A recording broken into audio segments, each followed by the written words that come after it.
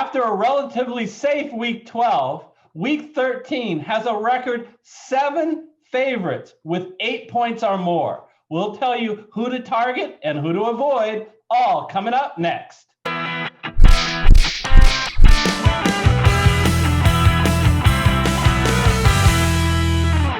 Hello, everyone. I'm Eric Lay.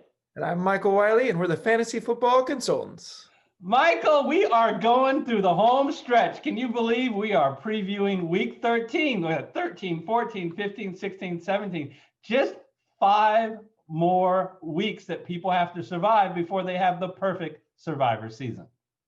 Yeah, no, it's moving pretty quickly. And, with a few weeks kind of lined up, as you mentioned, it could come down to the very end here. Yeah, so take us through the pool. How many people do we have left?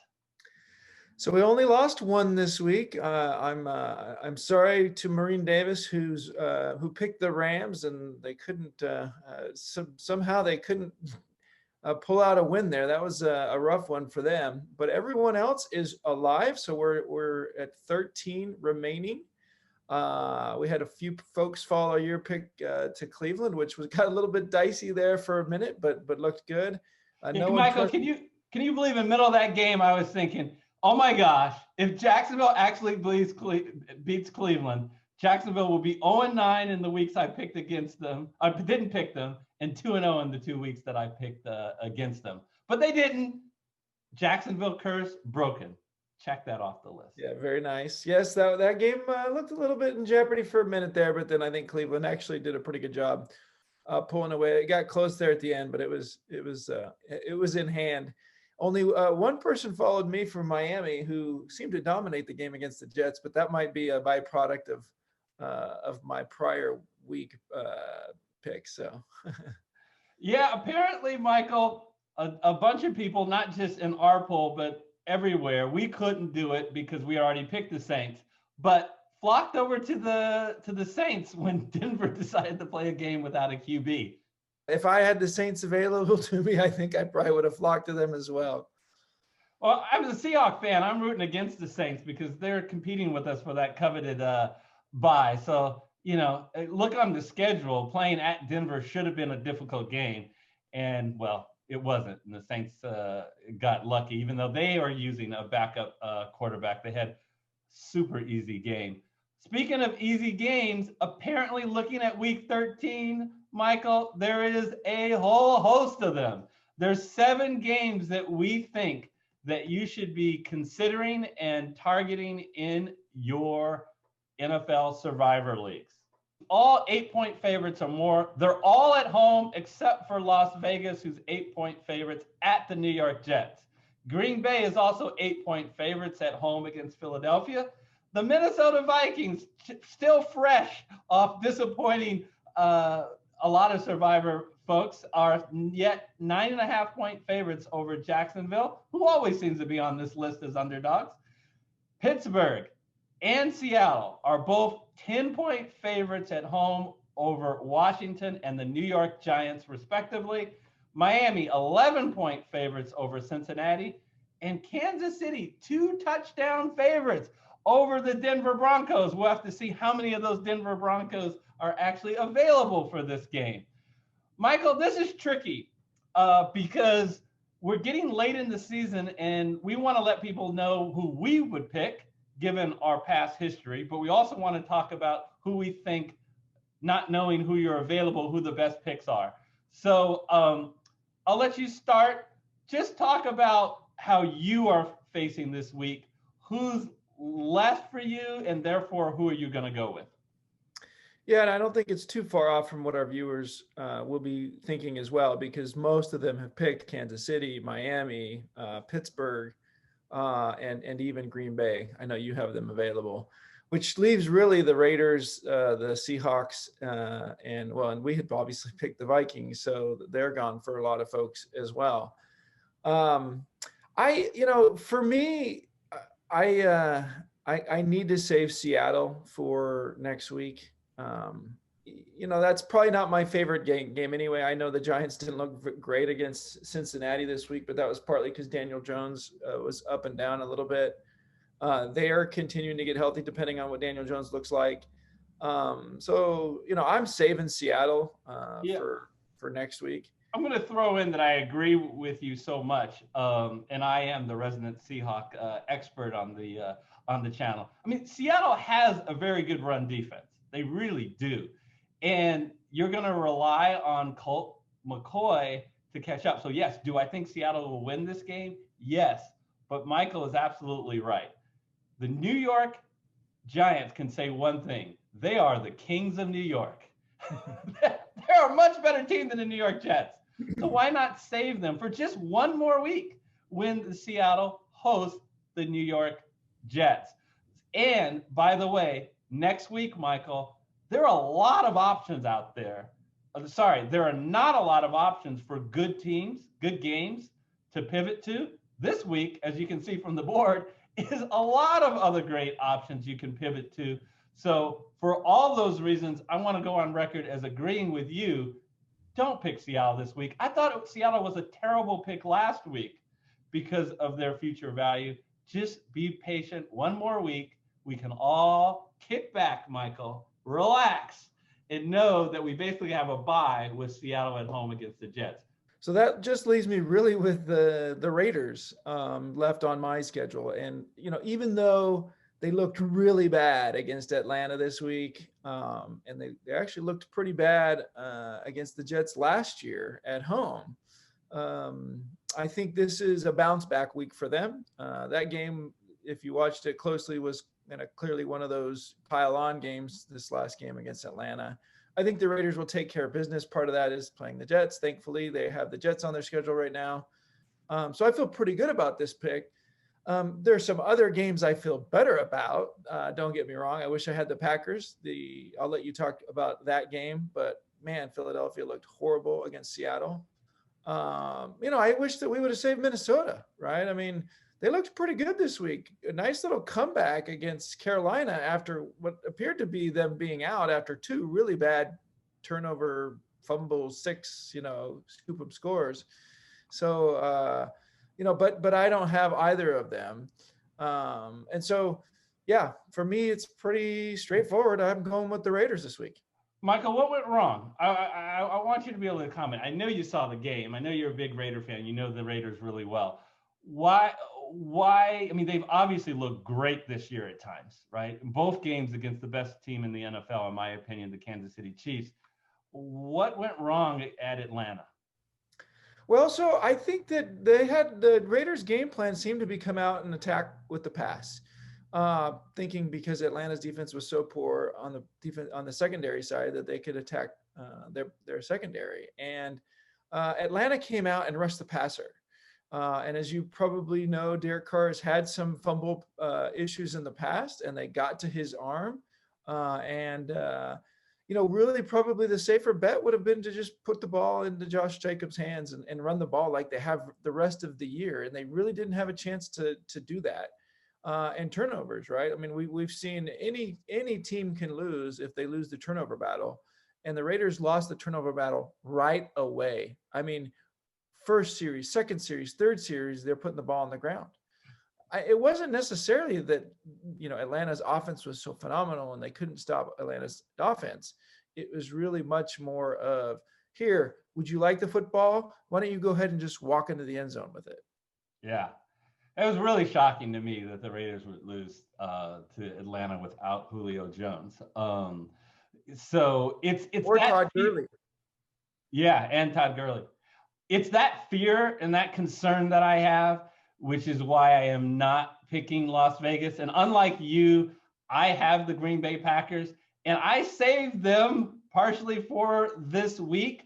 So I am going to, darn it, use them. Philadelphia has lost 3 straight.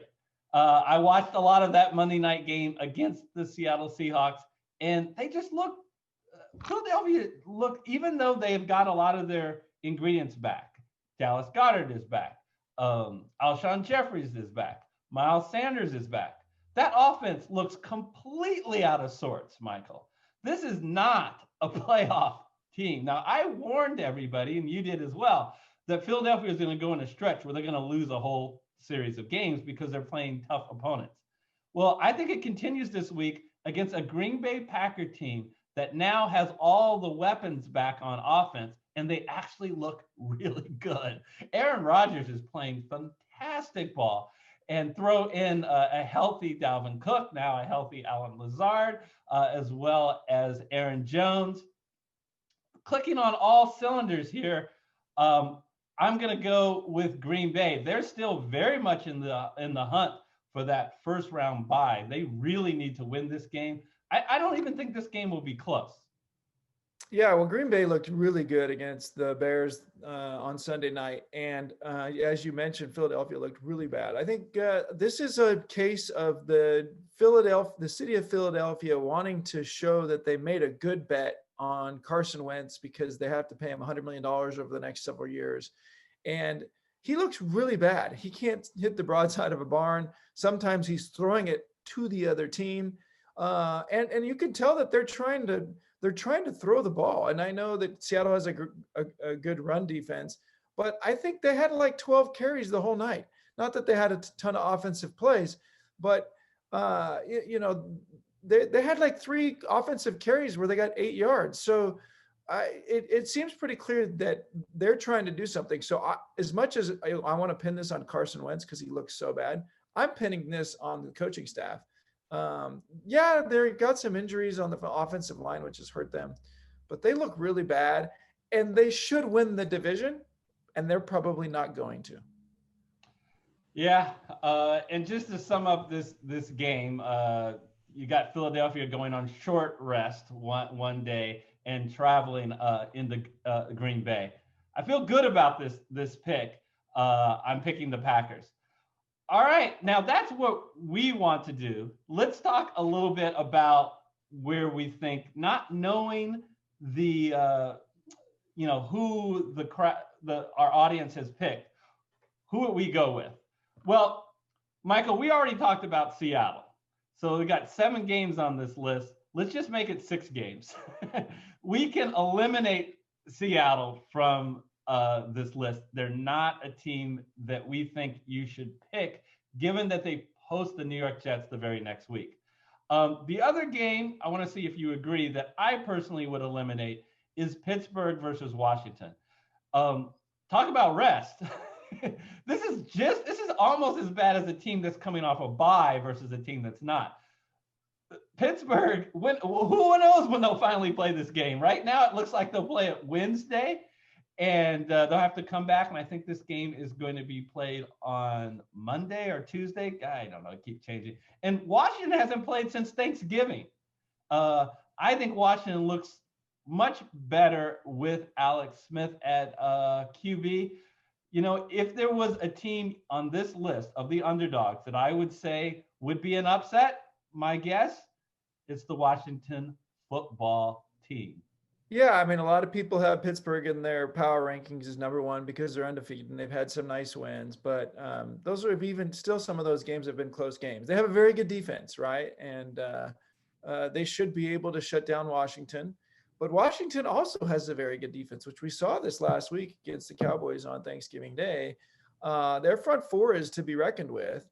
The offense has figured out how to use this new kid Gibson, who looks great. They're also able to get the ball to McKissick. McLaren is really quick.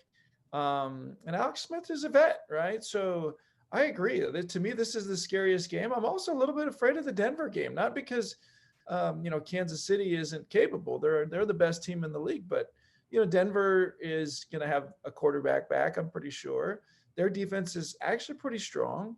There's going to be weather in this game. So, I'm surprised it's a 14-point spread. Yes, Kansas City probably has a good chance of running up the score on Denver if it gets out of hand, but it might not.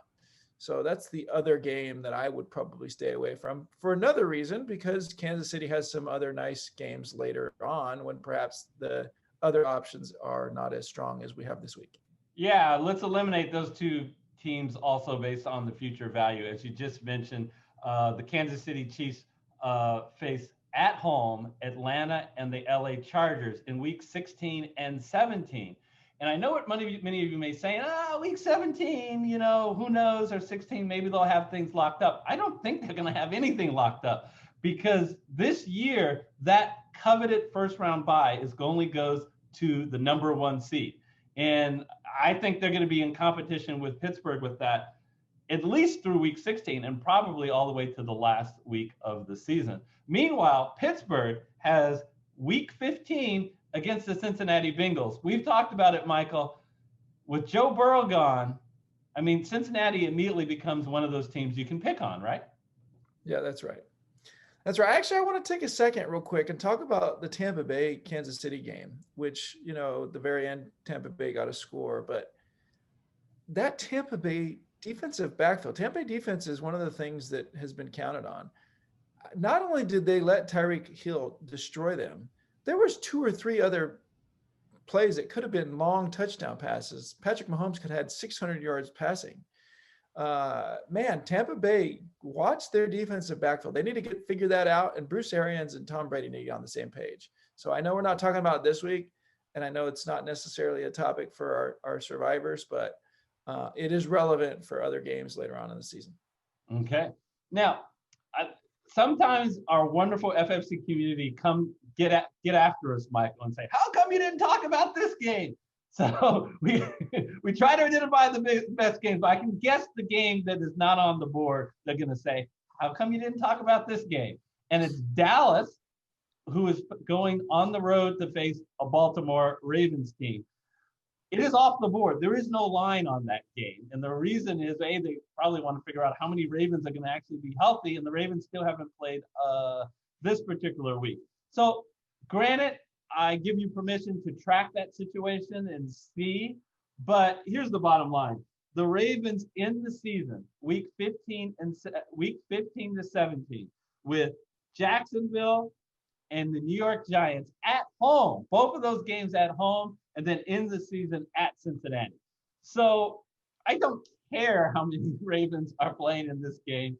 I am not going to pick the Ravens this week. And I don't know, maybe because the Cowboys just burned me a couple weeks ago. I'm staying away from that game. What do you think? Do you agree? Yeah, I like that you called it out, because obviously the Cowboys looked atrocious against the Redskins on Thanksgiving Day. And if Baltimore is at full staff, they need to go on a run here, right? Because they right now they're not even in playoff position. And with those games at the end of the season, they have a really good chance of making the playoffs. So they have to win this game. But, if they don't have, their quarterback and their tight end, which it probably looks like they won't because they both tested positive, that's not going to work out great for them. And so it's going to be a tough game as opposed to what could be a blowout with where the Cowboys are currently playing. All right. So let's get down to brass tacks. Not knowing who you guys have left, how will we order the remaining teams? Let's look again at the 17s on the board. Again, we're eliminating Baltimore, who's not even on the board. We eliminated Kansas City. We eliminated Seattle. We eliminated Pittsburgh. So who's left? Who's left is Miami, Minnesota, Las Vegas, and Green Bay.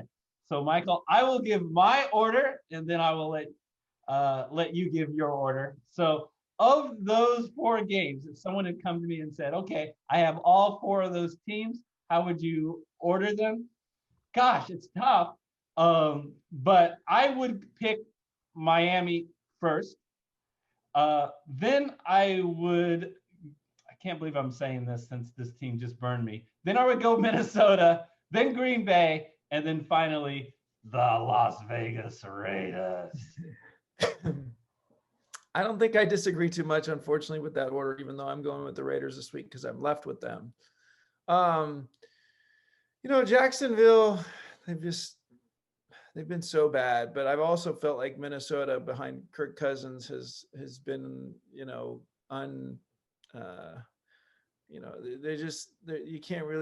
they're unpredictable, right? And so I could probably bump Green Bay up above Minnesota just because I feel like Green Bay is a better team, better quarterback that is handling not too much better of a team between Philadelphia and Jacksonville. So I might bump Green Bay up ever so slightly above Minnesota. Really? Jacksonville, 10 losses in a row, Jacksonville. I am unimpressed by Jacksonville. And I said this against the Cowboys, but I really think Dalvin Cook gets back on track playing at home against a terrible Jacksonville defense. They've given up almost 30 points a game. They don't do a good job against the run. Sounds like you're talking about the Cowboys. What's that? Yeah, it sounds like exactly what I said when they picked the Cowboys, right?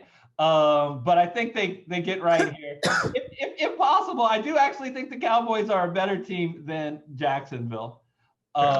Even though I still don't think the Cowboys are a very good team. The Cowboys will not win the NFC East, even though they have it full in their control. All they have to do is beat their fellow NFC East mates.